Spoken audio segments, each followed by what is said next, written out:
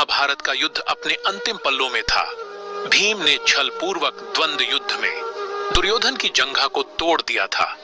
जंघा टूट जाने के कारण कुरुक्षेत्र की उस रणभूमि में लहूलुहान पड़ा दुर्योधन अपनी मृत्यु की प्रतीक्षा कर रहा था कि तभी महाभारत युद्ध में हस्तिनापुर हार चुके दुर्योधन के पिता महाराज धृतराष्ट्र और दुर्योधन की माता गांधारी कुरुक्षेत्र की भूमि पर, जहां उनका पुत्र लहूलुहान पड़ा था, उससे मिलने पहुंचे। अपने माता पिता को अपनी ओर आता देख दुर्योधन रोते हुए बोला, आखिर आप आ ही गए। मैं कब से आपकी राह देख रहा था।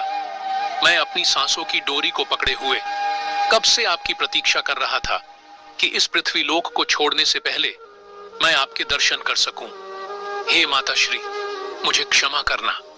मैं खड़ा होकर आपके चरण स्पर्श भी नहीं कर सकता क्योंकि भीम ने मेरी जंघा तोड़ दी है।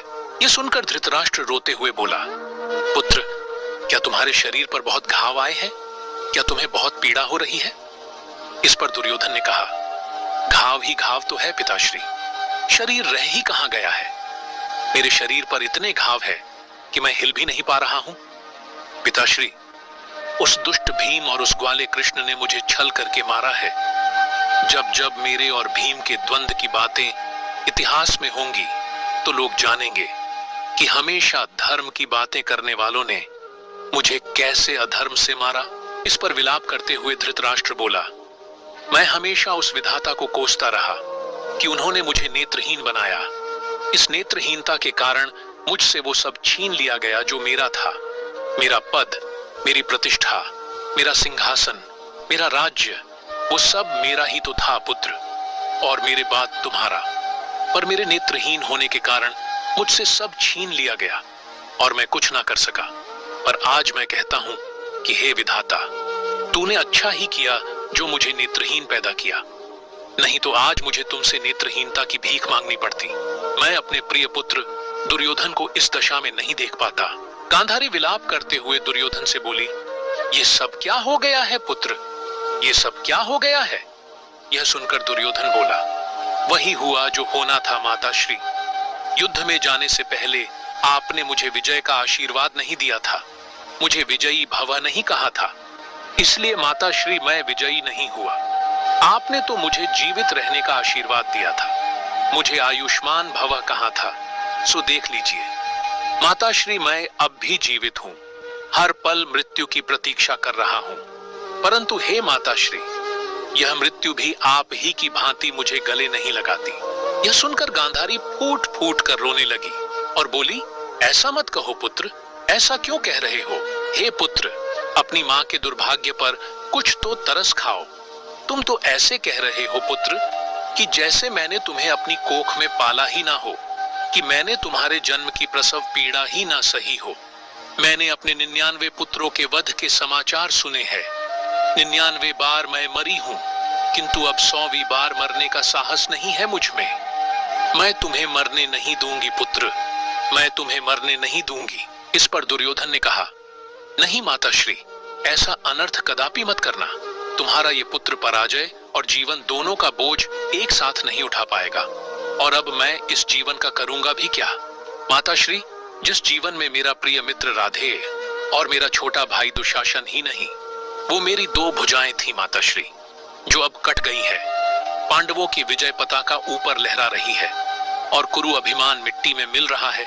ये मुझसे कदापि देखा नहीं जाएगा माताश्री, कदापि देखा नहीं जाएगा।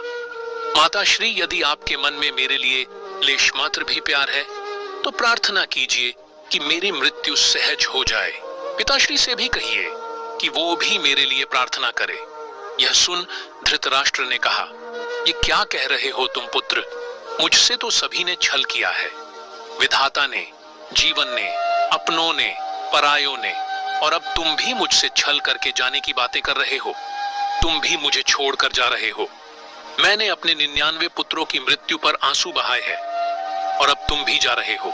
हे पुत्र, विधाता की भांति क्या तुम्हें भी मुझ पर दया नहीं आती? मैंने तुम्हारे लिए विश्व विजेता और अपने लिए विश्व सम्राट के पिता बनने का स्वप्न देखा था, लेकिन आज वही स्वप्न मेरी ही इन अंधेरी आंखों के सामने टूटकर बिखर रहा है। धृतराष्ट्र ने रोते हुए आगे कहा, कहाँ हो तुम गांधारी, चलो यहां से। मैं यहां अब एक पल भी नहीं ठहर पाऊंगा। मैं ये नहीं देख सकता कि मेरा प्रिय पुत्र मेरे ही सामने अपने जीवन की अंतिम सांस ले रहा है। चलो गांधारी, मैं यहां नहीं रुक सकता। इस पर गांधारी ने कहा, मैं अपने पुत्र को छोड़कर कहीं नहीं जाऊंगी आर्यपुत्र, कहीं नहीं जाऊंगी। यह सुनकर दुर्योधन ने अपनी माता गांधारी से कहा, माताश्री, पिताश्री ठीक कह रहे हैं। मेरे जीवन के अंतिम चरणों में मुझे अपनी पराजय और पीड़ा के साथ अकेला छोड़ आप लोग चले जाए। परंतु हे माताश्री, जाने से पहले एक बार मेरा सर अपनी गोद में रख लीजिए। मैं मरने से पहले कुछ पल के लिए ही सही किसी साम्राज्य का राजा नहीं, केवल एक मां का बेटा बनकर जी लेना चाहता हूं। गांधारी रोते हुए बोली, हां पुत्र, तू मेरा पुत्र है, मुझ अभागन का लाडला पुत्र है। मैं तुझे कुछ नहीं होने दूंगी। तू मेरी गोद में सर रख के सो जा।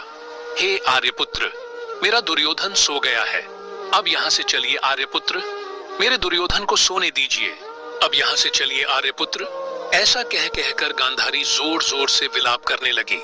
महाभारत युद्ध का यह सबसे भावुक पल था, जब एक माता पिता को अपनी ही आंखों के सामने अपने 100 पुत्रों में से जीवित बचे आखिरी पुत्र, जो मृत्यु के बेहद करीब था, उसको अंतिम विदाई देनी पड़ी। महाभारत का युद्ध निस्संदेह भारतवर्ष का सबसे भयानक युद्ध था, जिसमें न जाने कितने माता पिताओं को अपने पुत्रों के प्राणों की आहुति इस युद्ध में देनी पड़ी थी। तो मित्रों, ये थी आज की वीडियो। उम्मीद करता हूं आपको आज की वीडियो पसंद आई होगी। वीडियो पसंद आई हो तो वीडियो को लाइक करके